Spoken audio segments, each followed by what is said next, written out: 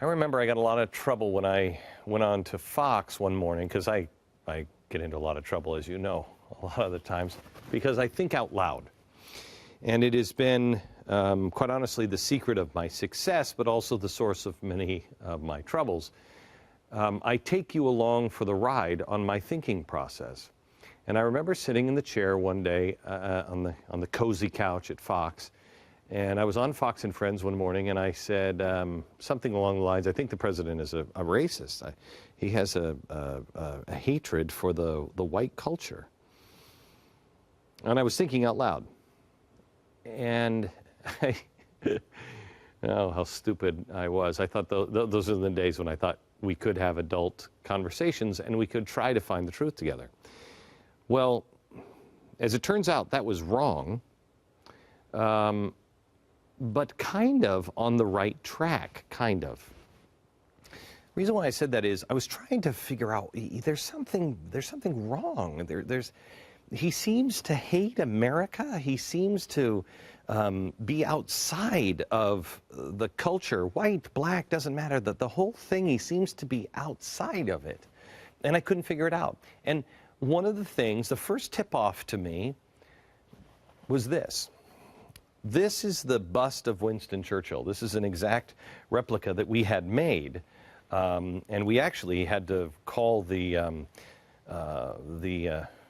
chief historian of the White House and get them to send us photographs of it and measurements of it, so we could recreate it for this Oval Office. This is what the Oval Office looked like when George W. Bush was in it.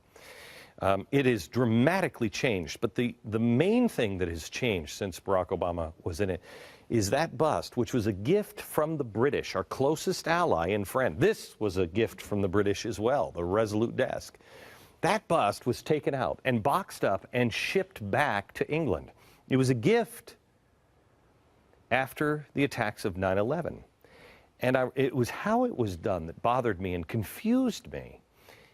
It was boxed up after the British Prime Minister said, no, Mr. President, that's a gift from the British people.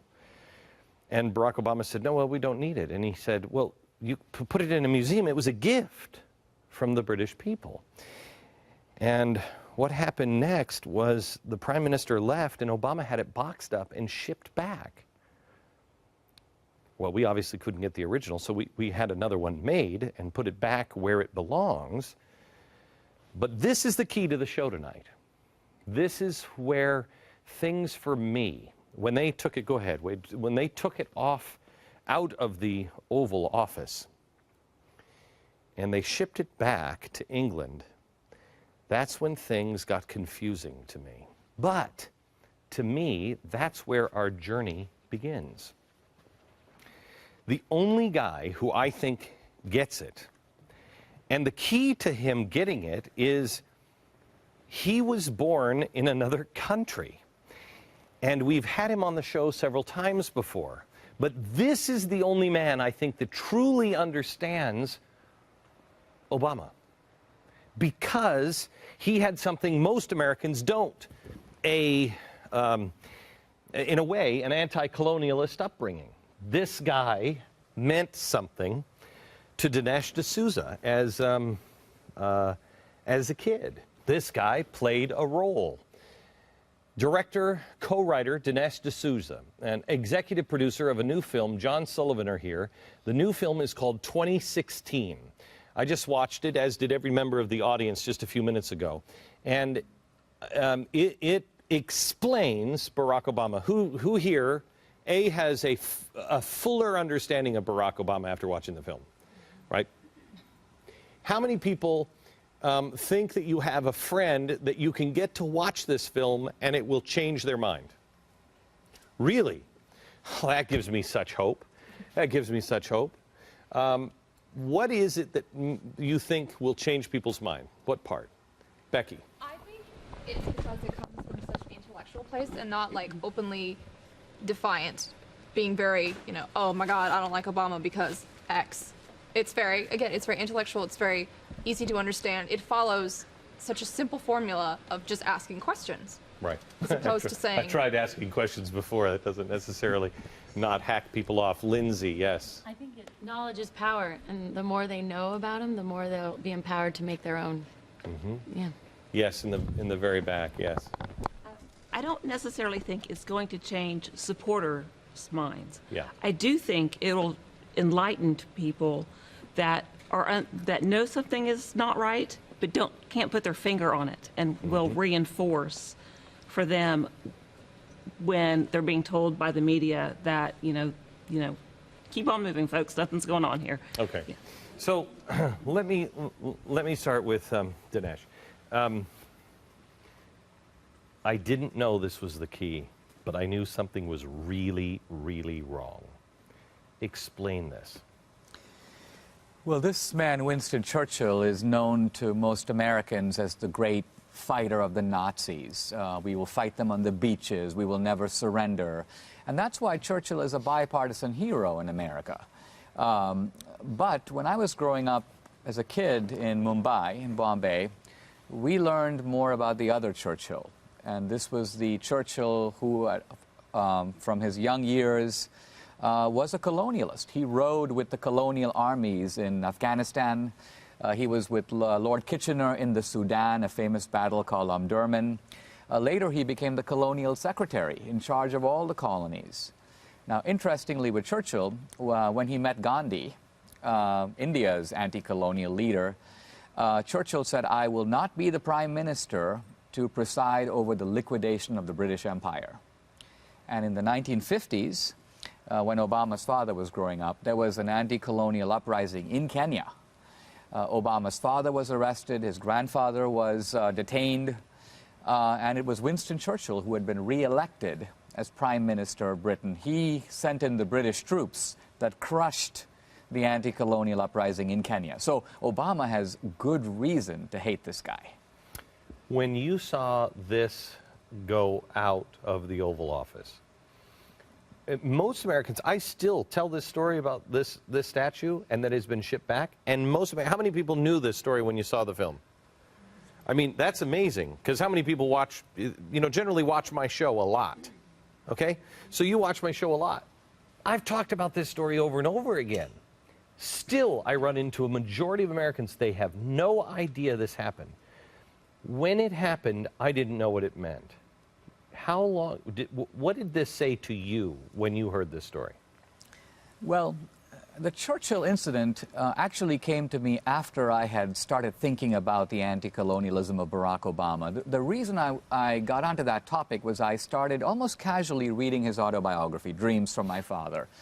Keyword, from. From my father, right? He's not talking about his father's dreams.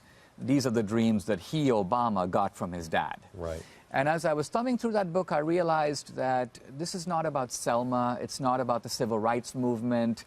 Obama or his father didn't sit at segregated lunch counters. They're not descended from slaves. This is a third world story that moves from Hawaii to Indonesia to Kenya. And I realized, Obama's talking about rickshaws, lepers, kids crossing the road, the smells of funny types of food. And I'm like, wow, that's what I grew up. That's the familiar sounds and smells of the Bombay I was raised in. So as I began to think about Obama's ideology, when this incident came up, it became a sort of a test for me, a confirmation that I was on the right path. Because to me, the strength of a theory is this. Can it explain facts that no other theory can explain? So people will say, Obama's a Muslim, Obama's a socialist, Obama's this, Obama's that. But this theory, this fact, the Churchill bust, the anti-colonial theory explains, and all other theories fall short. So to me, it was an eye-opener. Right. But it is the anti-colonialists, I mean, his father and his mother were Marxist as well. Well, remember that anti-colonialism burst on the world in the 50s and 60s, and the Cold War was raging, and for all these newly independent countries, they wanted to be anti-Western, anti-British. America had been coming to the forefront. So how do you be anti-Western? Who was America's enemy? The Soviet Union. So it became natural for all these guys to say, we're against these guys. We embrace the Soviets. We embrace socialism. We go the other way.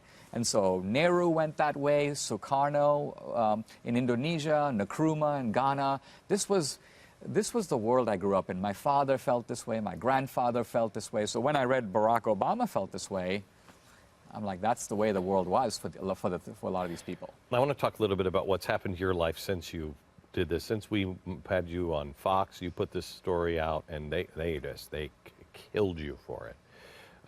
We'll talk about that a little bit. Why the heck would you get involved in this? I mean, this guy is a pariah. This is crazy. I know. I keep unsavory friends, I guess. Yeah, I know. No, to me, it just seemed like a very interesting theory when I first read Dinesh's book. In fact, we were sitting at lunch one day, and we were talking about another project to do. I'd just done Expelled with Ben Stein, and we were talking about doing another project. And he said, hey, I'm going to write this book on Barack Obama. And I said, Dinesh, I would drop everything else, and I'd make that into a movie if you want to do that. And so that's kind of how this journey started. And even seeing all this, I think what pointed me in one direction was, look at, when you start hearing people clamoring this much, who else, what other writer has been attacked like Dinesh has? Oh, yeah. So suddenly, you know, where there's smoke, there's fire. Like Dinesh was saying, suddenly they started making little facts, suddenly kind of pieced together a much larger picture. That was the amazing thing is, I mean, Dinesh, we've spoken several times, and you know, you used to see me on Fox, and you must have just went, oh, geez, Glenn, you're missing it. But and that's the way I think we all feel.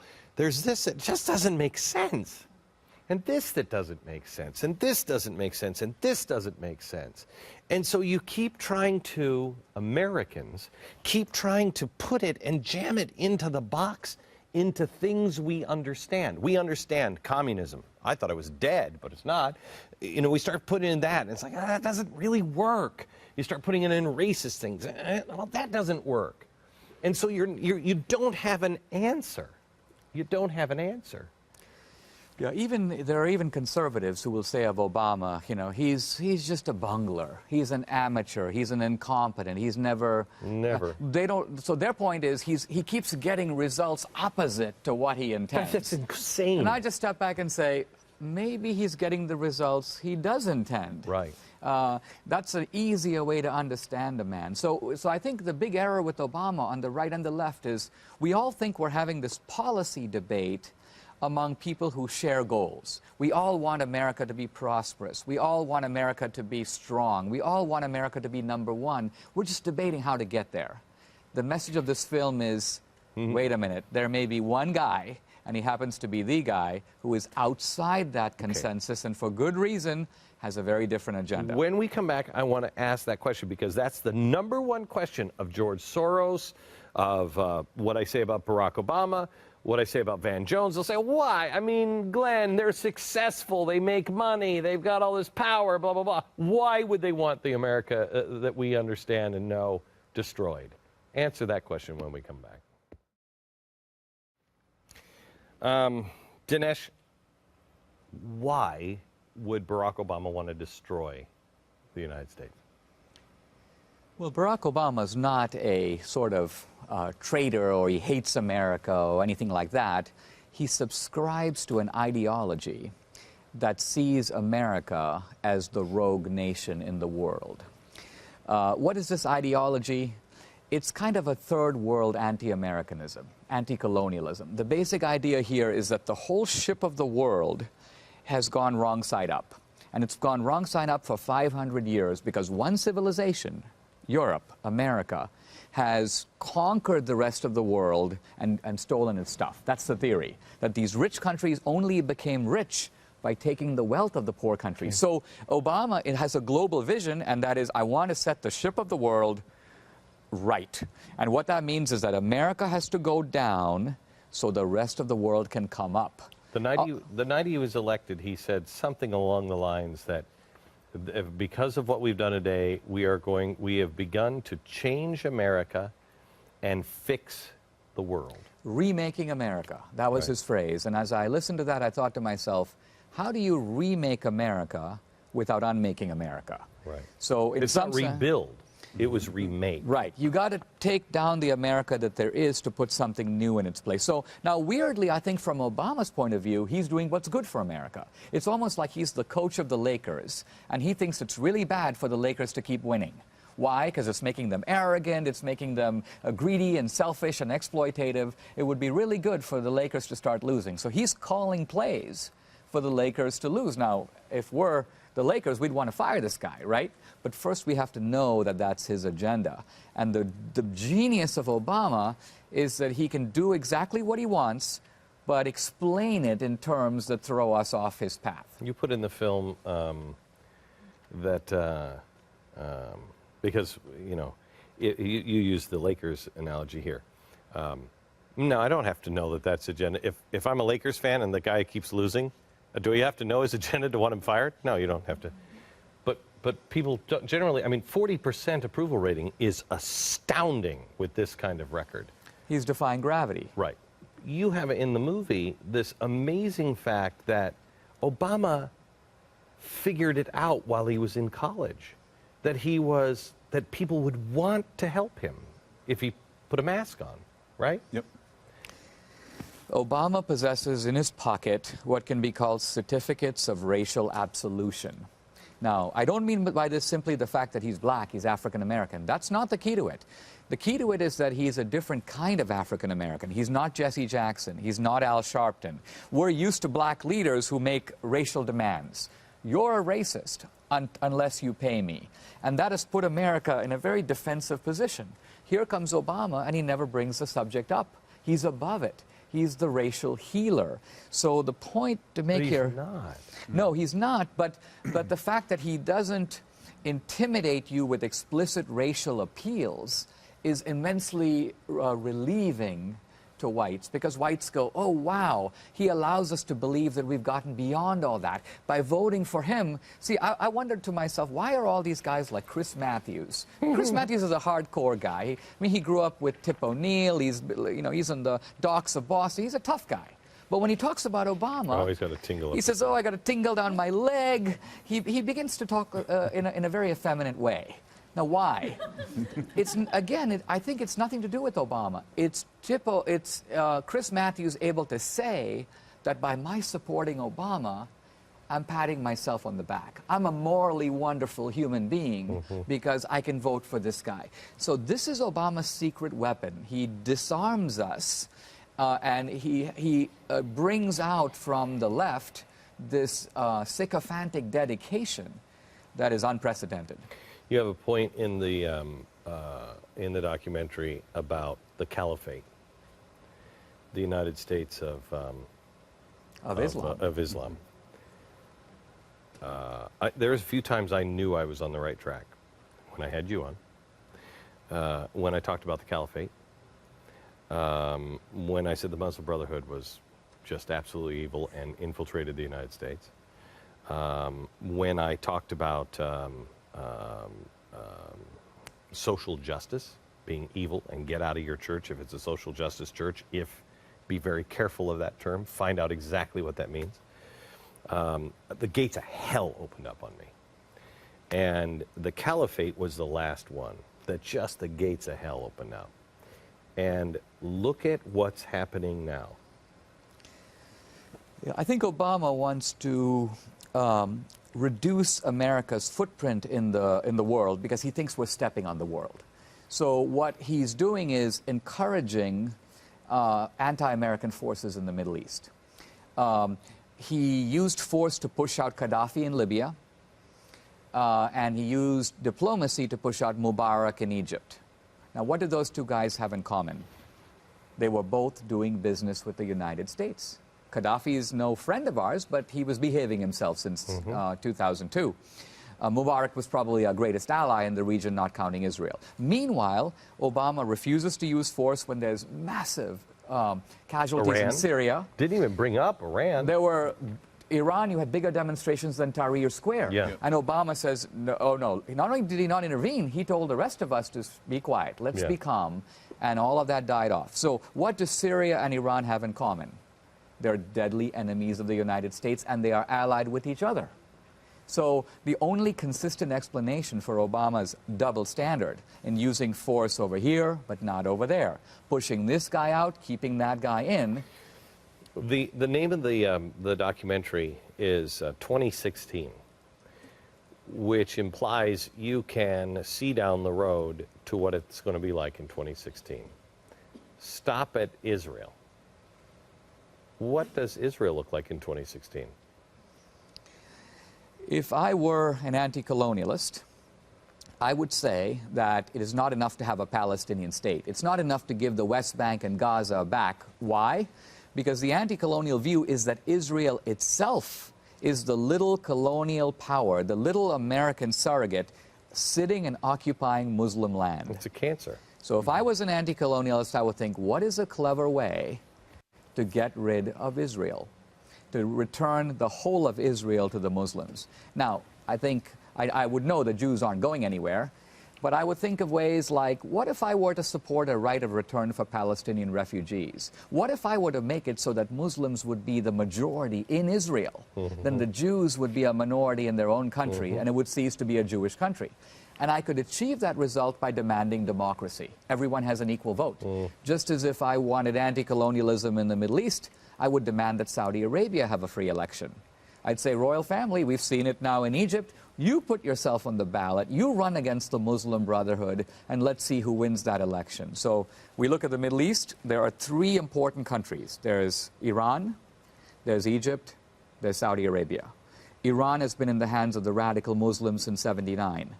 Egypt is in the process of transporting itself into the hands of the Muslim Brotherhood. Who's left? Saudi Arabia. So if the radical Muslims get that one, they have Mecca, they have Medina. If I'm not mistaken, over in the Middle East, 2011 was known as the year of the dictators, and 2012-13 is known as the year of the kings. Meaning, first we took care of the dictators, next come the kings, which would make you right.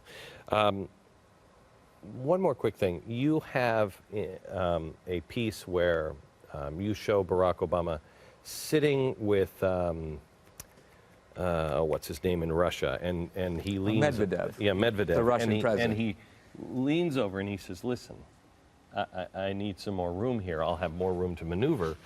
Chilling, bone chilling. Medvedev says, "I'll transmit the Vladimir." And I stand with you. Yeah, and I stand with you. What does that imply? Well, that implies at the least that he has a hidden agenda. We may not know what that agenda is, but the clear meaning of what Obama's saying is he's saying, look, Medvedev, there are things I want to give you, and he's talking about missile defense in this case. He goes that if I were to tell the American people what those things are, they might not re-elect me. So wait, give me space, give me flexibility, his actual words, so that I can do these things after I'm reelected. Remember, in the second term, a president is not tethered to public opinion. He becomes his own man. So weirdly, I think, despite all we've seen about Obama, we haven't seen the full Obama. Do we? That's frightening. Do we survive 2016 if he's elected? Well, I think that we do not survive as, I mean, the risk is, will America still be a world superpower? That's question number one. The second is, what about America's wealth? Now, I mentioned in the film, this is directly from the Federal Reserve, American wealth from 2007 to now is down 40%. So that's almost half. If American wealth were to drop another 40% in the next 4 years, that would be a total decline of American wealth of 66%, not 80%, but 66%. America would cease to be a first world country. Because this is happening at the time when other countries are dramatically coming up.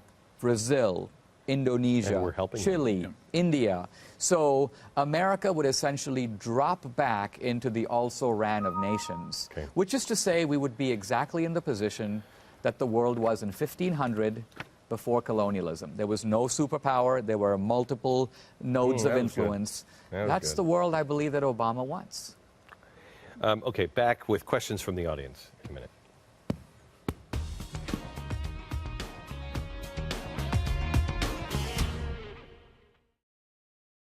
Let's start with Colt. Colt, Yeah, my question is, I know Obama went out of his way to kind of silence Jeremiah Wright for not talking too much. I was curious to know how receptive people were when you were trying to gather information on him now that he's already president. Well, the remarkable thing about Obama is that, in a sense, we felt in covering him that we had the field almost to ourselves. When I saw George Obama... How sad is that? How sad is that? I'm in Kenya, I'm talking to people who knew his dad, who knew his mom. I'm interviewing his half-brother George. We're sitting at the Obama homestead. Here's the family house. There's the graveyards. We're sipping Coca-Colas. It's almost like the uncovered story of the world, so to speak. With Jeremiah Wright, here you have the deafness of Obama, because the core issue of Jeremiah Wright was not the race issue. It was goddamn America. The key to his argument was that we are the rogue nation in the world, right? He says, we took this country away from the Indians. We bombed Hiroshima. We bombed Nagasaki. So we're the bad guy. Not Iran, North Korea. We're the bad guy. That's the issue. What does Obama do? Obama realizes this is bad. If this comes out, it sort of outs me politically. So off he goes to Philadelphia, and he gives a race speech. He goes, oh, we Americans, you know, there are some racial problems we've never come to terms with. And everyone's watching and go, oh, that's right. We've never come to terms with, you know. So beautifully, he's changed the topic and brought it onto strong ground. And the real issue gets camouflaged, gets pushed to the side. So that's the one time that his candidacy was in real peril, and he got his way out of it. I can't see your name. Ken. Hi, Ken. Got a question. The movie really scared me. At one point, 5 minutes from the end, when you showed us going down to 0 atomic bombs compared to 15 in Russia, will our military people allow him to take it to that point? Can they stop him? No. He's the commander-in-chief. They work for him. He doesn't work for them. He's also changed fundamentally the inside of the Pentagon. He sets policy. Remember, the beauty of Obama is that he'll never say, he's not going to say, I'm trying to disarm the United States. He'll say, I dream of a world free of nuclear weapons. And of course, he's only slashing our weapons while the Chinese, the Indians, the Pakistanis, everybody else is building, modernizing. Similarly, if Obama's canceling oil drilling contracts, he'll never say, I want America to have less oil, I want America. He goes, you know, he gives the impression, I'm an environmentalist. So at every stage, he's able to state a theory. And that's why people follow him, right? People think, oh, yeah, that's right. And conservatives go, oh, he's mistaken about his environmentalism. He doesn't realize that global warming. Obama doesn't care if the Earth is getting hotter or colder. That means nothing to him. What he's trying to do is redistribute energy globally. And therefore, he's articulated policies that says we limit our energy use. And he's also said we've got to give money to the third world so they can grow and use energy in a responsible way. That's why, at the same time we cut our oil, we started funding oil exploration, deeper sea exploration with Brazil. Zach. Well, I have a question. I really enjoyed the film, but notice you focused on everyone in his life except for his mother, who is probably around him more than anyone else. And coming from, you know, in my family, I grew up in a similar situation where, you know, my mom's impression of my dad was really what I had growing up. And I think that her impression of his father seemed to really be transmitted into his mind. And it showed through when you spoke of his stepfather and how she put him down. And really, she was still standing up for those same principles. So I just wondered if you had gone down that path and found something, or if that just hadn't been. No, in fact, when I was on Glenn's show a couple of years ago, I had focused on the father and sort of neglected the mother, because Obama, in Dreams from My Father, describes his mom as kind of this woman who would stare at the moon and was kind of an idealist, and I thought she was probably not that important. But I realized subsequently, as being in Indonesia, talking to people who knew the mom, that no, she actually was as ferocious in her commitments as Barack Sr. They were of one mind. That's what they had in common. And even when he dumped her, she, in a way, got rid of him, but she didn't get rid of his ideals. Did she know she was a polygamist, too? Well, she was a 60s girl and a bohemian. So it was okay. And, you know, for a long time I thought Barack Obama Sr. is the playboy. But of course he wasn't a playboy. He was a traditional Luo guy marrying multiple wives. She was the playgirl in that when she was in Indonesia, one of her motives for sending young Barack home, well, part of it was let's get him away from this pro-American stepfather. But the other influence was let me be a swinger in Indonesia. She lived the rest of her life in Indonesia. And I think that's why Obama didn't go when she was dying of cancer. This is another influence on his life. This is a book that my company has just published. And it will actually be featured when it comes out here in a couple of weeks on Sean Hannity's program. It's by Paul Kengor, and you spoke to him at length on this.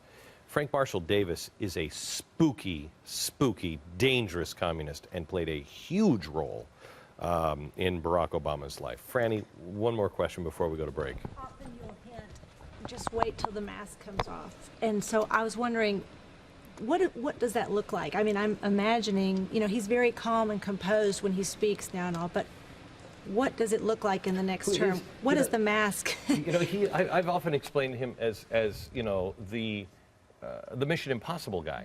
Yeah. That he's wearing this mask, and I'm not sure that there is somebody real behind that. Because I don't know if he knows who he is. Yes, I do think that he was a fractured soul growing up. Right. I mean, he was abandoned not just by his father, but he, even on the campaign, I was raised by a single mother, but no, from the age of 10, he had neither father nor mother. Yeah. That's not easy. So the way Frank Marshall Davis came into it is the grandfather, who's a bit of a goofball, says, oh, well, there's this black guy who's living in a shack down by the water, Waikiki Beach. Let's take Obama down there so he has a black role model. So here's Stanley Dunham, the grandfather. Here's Frank Marshall Davis. Apologies for pointing at you. But the two of them would smoke dope. They would play Scrabble. And here's little Obama sitting in the corner listening to Frank Marshall Davis's anti-American diatribes week after week. And this went on, remember, for 7 years. Right. So this is a guy who had a major influence on Obama's life. So at the end of the day, what's left of Obama, I'm not sure in personality what's left. I do see some very interesting traces of his father. I mean, one of the things we find out about his father in the film, his father was a kind of a fabulist. And by that I mean is he was a great spinner of tales. Oh. He would go to meetings and he would say, oh, you know, I'm the minister from Kenya. And they'd say, oh, you're the trade minister? Well, come over here, and so on. He'd be the VIP. Pretty soon the real trade minister would show up, and they would think that guy's an imposter. This guy reposing as the minister from Kenya. Now, when I first saw that, I thought, what's he doing? There's a tendency here, because when someone is magnetic, to spin tales, and if you spin them enough, people will believe you. The thing about Obama is he lives in his own world, and I think he feels he can stand up with Bill Clinton and say, us two guys are the greatest cutters of spending in recent American history.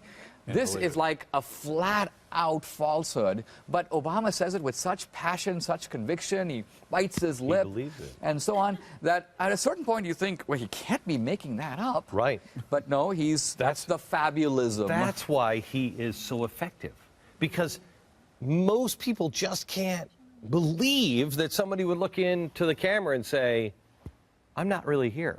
I'm invisible right now. I mean, you just can't believe that somebody could pull that off with a straight face and have the guts and quite honestly, the evil tendency to lie to the American people like that. We just as Americans can't accept that. The name of the movie is 2016. It is, I believe, let me quote a governor. In fact, the governor of Texas called me up 2 weeks ago, saw it with you. And he called me up, and he's always giving me, you know, videos and stuff. You gotta watch this. You gotta watch this. I'm like, all right, Governor, whatever. And I mean, I say absolutely. He called me right before I went on the air, and he said, Glenn, you take all the stuff that I've ever given you, just throw it out the door. There's one movie that every American should see. I just saw it myself. I concur. 2016. See it, bring a friend, not somebody who's been hypnotized, but somebody who you think is reasonable. Bring them to 2016. Back in a minute. Movie opens today, right? In select cities? It opens in Houston and then goes nationwide. And then goes nationwide. For more information, just follow the links at the bottom of the screen.